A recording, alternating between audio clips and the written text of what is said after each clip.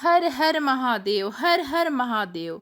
दोस्तों, हमारे चैनल में आप सभी का स्वागत है। दोस्तों, सावन के दूसरे सोमवार की कथा सुनेंगे। दोस्तों, भगवान भोलेनाथ और माता पार्वती की कृपा आप सभी पर बनी रहे।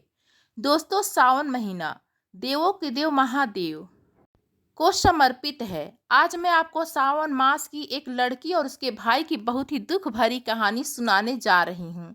इस कहानी को सुनने मात्र से ही भोलेनाथ की कृपा आप और आपके पूरे परिवार पर हमेशा बनी रहेगी। अगर आपको यह कहानी पसंद आए तो कमेंट बॉक्स में ओम नमः शिवाय, हर हर महादेव अवश्य लिखिए। चलिए दोस्तों, कहानी शुरू करते हैं। किसी गांव में ग्वाला अपने बीवी बच्चों के साथ रहता था। उसका एक बेटा और एक बेटी थी। वह ग्वाला था तो उसके पास बहुत सारी गाय और बछड़े थे। वह गायों को चराने जाता और गायों का दूध, दही, घी बेचकर ही अपने परिवार का पालन पोषण करता था। जितना भी वह कमाता था उसकी पत्नी उतने में ही संतुष्ट थी और अपने बच्चों को पाल रही थी। एक दिन उसकी पत्नी बहुत बीमार हो गई और उसकी मृत्यु हो गई। अब ग्वाले के ऊपर ही अपने दोनों बच्चे की जिम्मेदारी आ गई। कहते हैं कि अगर पिता मर जाए तो माँ अपने बच्चों को सही तरीके से पाल लेती है, लेकिन एक पिता ऐसा नहीं कर पाता। उस ग्वाले को भी बहुत परेशानी हो रही थी। वह गाय चराने जाता तो अपने बच्चों के लिए भोजन तैयार नहीं कर पाता था। बच्चे भी छोटे थे। बेटी 10 साल की थी और बेटा 8 साल का था। कुछ समय ऐसे ही बीत गया। फिर ग्वाले ने बच्चों के पालन पोषण के लिए दूसरी शादी कर ली। ग्वाले की दूसरी पत्नी आ गई। वह ग्वाले के बच्चों को बिल्कुल भी पसंद नहीं करती थी, लेकिन ग्वाला अपनी दूसरी पत्नी के साथ बहुत खुश रहने लगा था। अब ग्वाला अपनी दूसरी पत्नी की ही सारी बातें मानता था। धीरे धीरे समय बीतता गया। बच्चे और बड़े हो गए। लड़का 12 साल का हो जाता है। उसकी दूसरी माँ लड़के को बिल्कुल भी पसंद नहीं करती थी। एक बार वो अपने पति से कहती है कि आप क्यों गाय बछड़े को चराने जाते हो? अब यह लड़का बड़ा हो गया है। अब से गाय बछड़े को चराने यह लड़का जाएगा। फिर बेचारा लड़का रोज सुबह जंगल में गाय बछड़े चराने जाता और शाम को वापस आता। इधर लड़की भी बड़ी हो गई थी। वह घर का सारा काम काज करती और खाना बनाती। अपने भाई को अपने हाथों से खाना खिलाती। वह लड़की भगवान शिव की बहुत बड़ी भक्त थी। वह भगवान शिव का रोज पूजा पाठ करती। वह दोनों भाई बहन एक दूसरे को बहुत प्यार करते थे और दोनों आपस में बातें करते थे कि पता नहीं हमारे पिताजी को क्या हो गया है। वे हम पर बिल्कुल भी ध्यान नहीं देते। जब से हमारी माँ की मृत्यु हुई है, हमारे कितने कष्ट भरे दिन आ गए हैं। तब बहन अपने भाई को समझाती है कि तुम बिल्कुल भी चिंता मत करो, तुम्हारी बड़ी बहन है ना तुम्हारे साथ। यह कहकर अपने भाई को सांत्वना देती है। फिर भाई कहता है, दीदी मुझे माँ की बहुत याद आ रही है। अगर आज हमारी माँ होती तो हमें कितने प्यार से खाना खिलाती। दोनों भाई बहन अपनी माँ को याद करके रोने लगे। ऐसे ही दिन बीतते गए। एक दिन लड़का गाय चराने जंगल में गया। जंगल में लड़के को एक शेर मिल गया तो लड़का दौड़कर एक पेड़ पर चढ़ गया।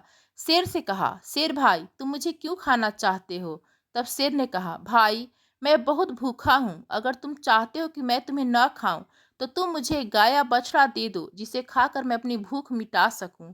लड़के ने कहा, भाई मैं अपनी बहन का इकलौता सहारा हूँ। मेरी बहन तो रो रो कर मर जाएगी। मेरे पिता और सौतेली माँ है जो हम दोनों पर बहुत अत्याचार करते हैं। मैं अपनी बहन की उम्मीद नहीं टूटने दे सकता।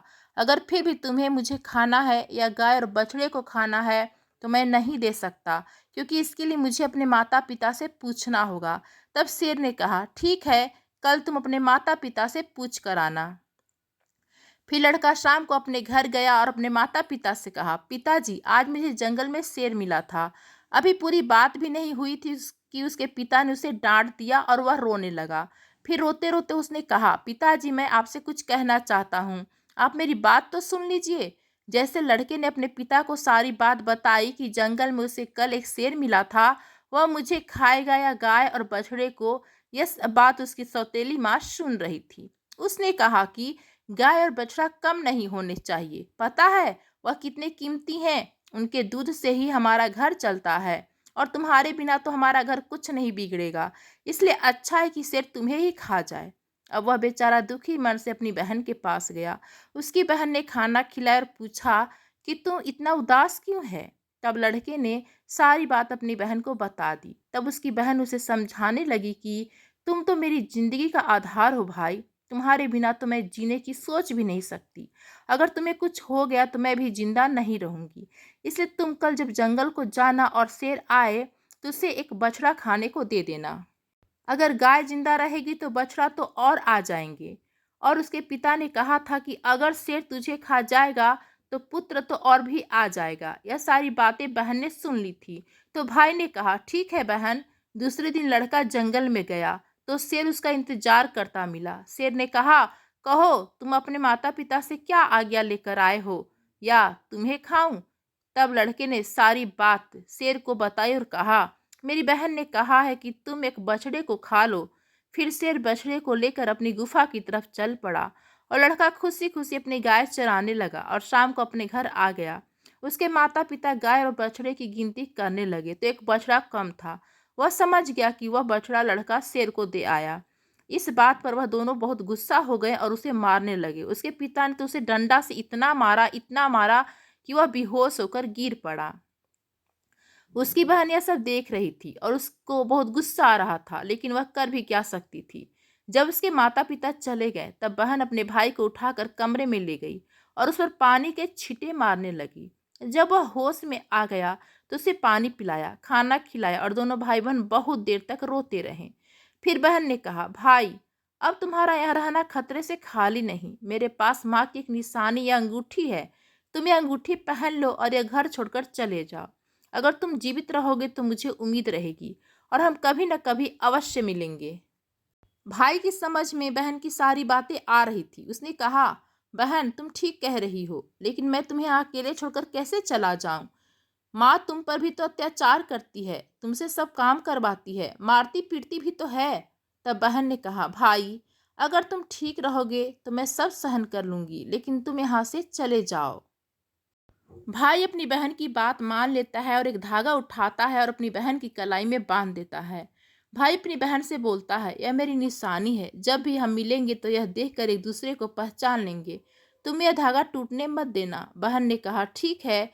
जब दोनों भाई बहन बातें कर ही रहे थे तो उनकी सौतेली माँ सब बातें सुन रही थी। तब वह मन में सोचने लगी, अच्छा यह बात है, अब मैं मजा चखाती हूँ। जब लड़का और लड़की सो गए तो सौतेली माँ ने अपने पति से कहा कि मुझे तो इस लड़के का मांस खाना है। पति ने कहा, ठीक है, अगर तुम्हारी ज्यादा इच्छा हो रही है तो मैं अभी इसका मांस लेकर आता हूँ। बाप इतना निर्दयी, इतना कठोर हृदय का हो गया कि उसने अपने बेटे की को उठाया और वहां ले गया और कुल्हाड़ी से उसके छोटे छोटे टुकड़े कर दिए। फिर टुकड़े लेकर अपनी पत्नी के पास आया और बोला, यह लो खा लो। तब उसकी पत्नी ने उन टुकड़ों की सब्जी बनाई और चावल बनाया। फिर उसने एक थाली में अपने लिए और एक एक पति के लिए थाली लगाई। तभी उसके मन में विचार आया कि भाई बहन का बहुत गहरा प्यार है, तो बहन को उसके भाई का मांस जरूर खिलाना चाहिए। तो उसने बहन को बुलाया और एक थाली में उसके लिए भी सब्जी लगाई और कहा, खा लो। तब बहन सोचने लगी कि इतने प्यार से तो माँ ने कभी खाना नहीं दिया, जरूर कोई बात है। जब वह खाना खाने लगी तो बहन ने देखा कि थाली में वही उंगली आ गई जिसमें वह अंगूठी थी। बहन तुरंत समझ गई, क्योंकि वह सुबह से अपने भाई को खोज रही थी, लेकिन वह उसे कहीं दिखाई नहीं दे रहा था। उसका शक यकीन में बदल गया।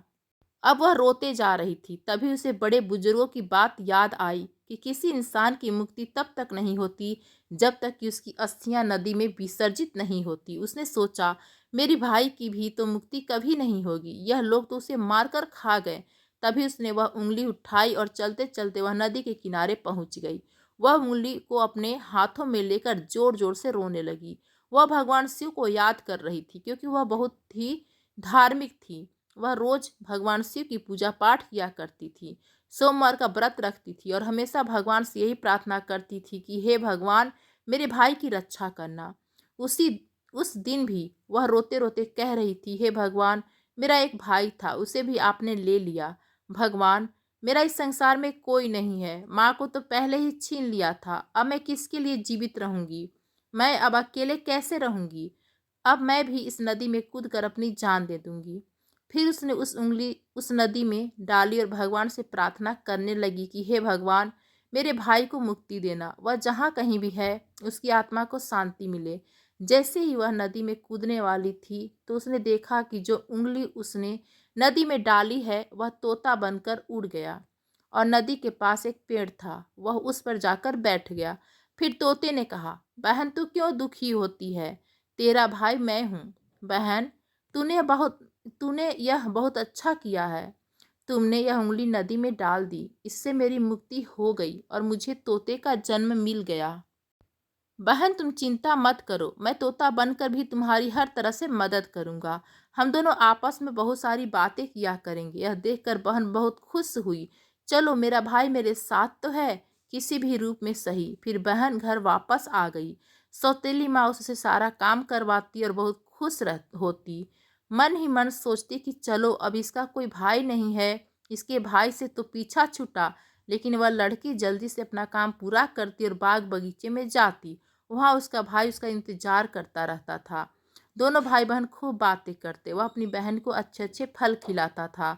सावन का महीना चल रहा था। लड़की सावन के महीने में पूजा पाठ करती थी। सावन सोमवार का व्रत रखती और पूजा पाठ करने के बहाने ही वह बगीचे में जाती थी।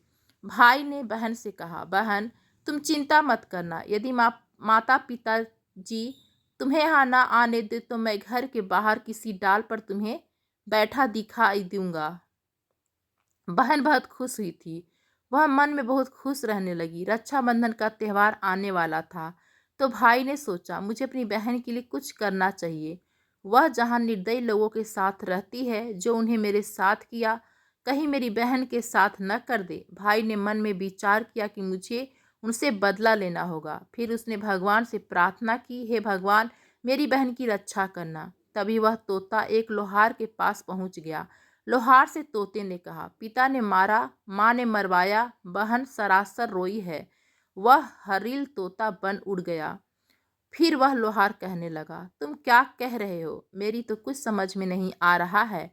फिर उसने वही दोहराया, पिता ने मारा, माँ ने मरवाया, बहन ने सरासर रोई थी, मैं तोता बन उड़ आया। तोते को बोलता हुआ देखकर उसकी बातें सुनने का मन हुआ। वह कहने लगा, तोते तुम मुझे खुलकर बताओ, तुम क्या कहना चाहते हो? तब तोते ने सारी बात लोहार को बताई। लोहार तोते की बात सुनकर कहता है, तुम्हारी कहानी तो बहुत ही दुख भरी है, यह सुनकर मुझे रोना आ रहा है। तुम बताओ तुम मुझसे क्या चाहते हो? अगर तुम चाहो तो मैं आपके लिए अपनी जान भी दे सकता हूँ। तब तोते ने कहा, मुझे कुछ नहीं चाहिए, बस तुम मेरे लिए एक ऐसी कटार बना दो जो तलवार से भी तेज हो। लोहार ने कहा, ठीक है भाई। फिर उस लोहार ने तोते के लिए एक कटार बनाई। कटार बन गई तो तोते ने कहा, इस कटार को मेरे पंखों में छिपा दो। लोहार ने कटार को तोते के पंखों में छिपा दिया।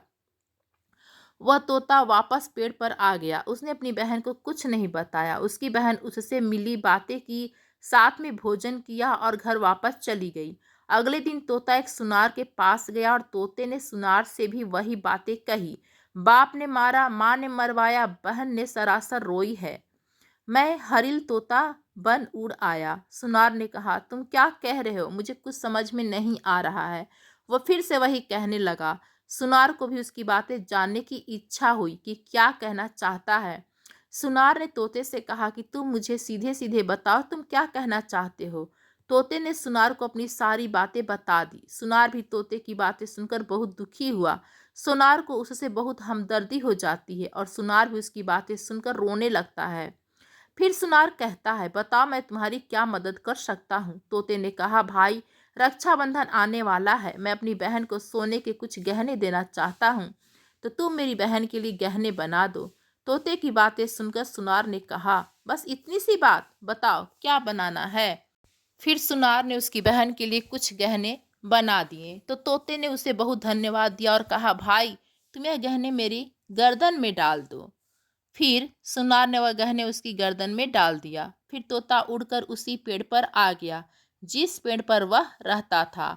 उस पेड़ के कोटर में वह गहने रख दिए। धीरे धीरे समय बीतता गया। रक्षाबंधन का त्यौहार आया। उसकी बहन उसको राखी बांधने आई। दोनों भाई बहन बहुत खुश हुए। तोते ने सारे गहने अपनी बहन को दे दिए। गहने पाकर बहन बहुत खुश हुई। फिर उसने पूछा कि भाई तुम्हारे पास ये गहने कहाँ से आए? तोते ने कहा, मेरा एक सुनार दोस्त है, उसने मुझे बनाकर दिए हैं।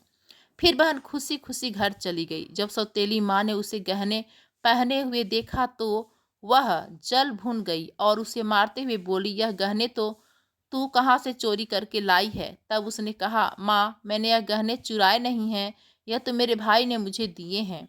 जो एक तोता है, वह सौतेली माँ को पूरी बात नहीं बताती कि उसका भाई ही तोता बन गया है। उसने कहा, एक तोता है, वह मुझसे बातें करता है और मैंने उसे अपना भाई बना लिया है। उसी ने मुझे ये गहने दिए हैं। तब सौतेली माँ सोचने लगती है कि ऐसा कौन सा तोता है जो इसका भाई बन गया है। जैसे तैसे तो एक भाई से पीछा छुड़ाया था, अब यह दूसरा भाई कहाँ से आ गया। फिर दूसरे दिन उसकी माँ उस तोते को ढूंढने जंगल में जाती है। तभी उसे तोता दिखाई पड़ता है। वह तोते को पकड़ने के लिए कोशिश करती है, लेकिन तोता उसके हाथ में नहीं आता। थक हार कर वह बैठ जाती है। कुछ देर बाद फिर तोते को पकड़ने की कोशिश करती है, लेकिन तोता उसकी पकड़ में नहीं आता। वह सोचती है कि कैसे भी करके मैं इसे पकड़ लूं और इसे मार दूं। इसे ज़्यादा भाई बनने का शौक है ना। वह सुबह से शाम तक तोते को पकड़ने की कोशिश करती रहती है, लेकिन तोता उसकी पकड़ में नहीं आता। फिर वह थक हार कर घर आ जाती है तो उसका सारा गुस्सा उस लड़की पर निकलता है। वह उसके सारे गहने भी छीन लेती है। अगले दिन लड़की तोते से मिलने जाती है तो तोता कहता है, बहन, जो गहने मैंने तुम्हें दिए थे वह कहाँ है? तब बहन कहती है, भैया, वह गहने तो माँ ने छीन लिए हैं। यह सुनकर तोते को बहुत गुस्सा आता है। वह कहता है, बस, अब इनके पाप का घड़ा भर चुका है, अब इनको सजा मिलनी चाहिए। फिर वह तोता उस घर के बाहर एक पेड़ की डाली पर बैठ जाता है और इंतजार करता है उसके माता पिता कब बाहर निकलेंगे। तब वह लड़की बाहर कुछ काम कर रही थी तो उसकी माँ किसी बात पर उसे डांट रही थी और उसे मार रही थी। तभी उसका पिता भी बाहर आ जाता है और लड़की को मारने लगता है। यह सब वह तोता पेड़ पर बैठकर देख रहा था। उससे यह सब देखा नहीं गया और वह अपनी सौतेली माँ और बाप पर झपट पड़ा। उसके पंखों में जो कटार थी उसने उन दोनों की आंखों में घुसा दी। अब वह दोनों अंधे हो गए और तड़पने लगे। फिर उसने अपनी चोंच से कटार उठाई और उन पर वार कर दिया। फिर दोनों जमीन पर गिर पड़े। तोते ने कहा, तुम दोनों ने बहुत पाप किए हैं, मैं तुम दोनों को नहीं छोड़ सकता। तब वह दोनों कहते हैं कि तुम्हारा हमसे क्या बैर है? तब तोते ने कहा, तुमने तो मुझे मारकर खा लिया और पूछ रहे हो कि क्या बैर है? फिर वह दोनों तड़प कर मर जाते हैं। तब तोता अपनी बहन से कहता है कि चलो, अब हम यहाँ नहीं रहेंगे। अगर यहाँ रहेंगे तो हम अपने दुख याद करते रहेंगे, हम उनको कभी नहीं भूल पाएंगे और दुखी ही रहेंगे। तो उसकी बहन कहती है, हाँ भैया, अब यहाँ नहीं रहेंगे। अब हम ऐसी जगह रहेंगे जहाँ कोई हम दोनों को अलग न कर सके। फिर वह वहाँ से चले जाते हैं। चलते चलते एक मंदिर में पहुँच जाते हैं जो भगवान शिव का होता है। तोता कहता है, बहन, इससे अच्छी जगह हमें कोई नहीं मिल सकती। अब दोनों भाई बहन उस मंदिर में रहने लगते हैं। बहन तो पहले से ही भगवान शिव की पूजा पाठ करती थी, सोमवार का व्रत रखती थी। अब तोता भी पूजा पाठ करता था। पास में ही एक सरोवर था, उससे अपने पंख गीले करके लाता था और शिवलिंग पर जल चढ़ाता था। लड़की भी भगवान शिव और माँ पार्वती की पूजा करती थी। ऐसे दिन बीत रहे थे। उसकी सच्ची भक्ति को देखकर एक दिन माँ पार्वती ने भगवान शिव से कहा, हे स्वामी, देखिए कितने दुखिया बहन भाई हैं, इनको देखकर मुझे रोना आ रहा है। यह कितने तन मन से आपकी सेवा कर रहे हैं, आपको इनका दुख दूर करना चाहिए। देवी पार्वती की बात सुनकर भगवान शिव कहते हैं, हे देवी पार्वती, यह तो संसार सागर है, हम किस किस का दुख दूर करेंगे। लेकिन पार्वती माँ हठ करने लगी और कहने लगी, नहीं भगवान, आपको इन दोनों का दुख दूर करना ही होगा। तब भगवान शिव देवी पार्वती के हठ के आगे मान जाते हैं। जब यह दोनों भाई बहन भगवान शिव की पूजा कर रहे होते हैं, उसी समय भगवान शिव और माता पार्वती प्रकट होते हैं और उनसे मनचाहा वरदान मांगने को कहते हैं। तो लड़की ने कहा, हे भगवान, मुझे कुछ नहीं चाहिए, मैं तो बस इतना चाहती हूँ कि मेरा भाई पहले वाले रूप में आ जाए और हम भाई बहन को कोई अलग न कर सके। उसकी यह बात सुनकर भगवान शिव और माता पार्वती बहुत खुश होते हैं और उन्हें वरदान देते हैं कि उसका भाई पहले जैसा हो जाए। फिर भगवान शिव और देवी पार्वती की कृपा से वह लड़का पहले जैसा हो गया और अब भाई बहन बहुत खुश हो गए और भाई बहन खुश होकर भगवान शिव की पूजा करने लगे और बड़े प्यार से मंदिर में रहने लगे। बोले शिव शंकर भगवान की जय। तो दोस्तों, अगर आपको हमारा वीडियो पसंद आया हो तो प्लीज़ कमेंट बॉक्स में ओम नमः शिवाय, हर हर महादेव अवश्य लिखें। आप सभी को धन्यवाद।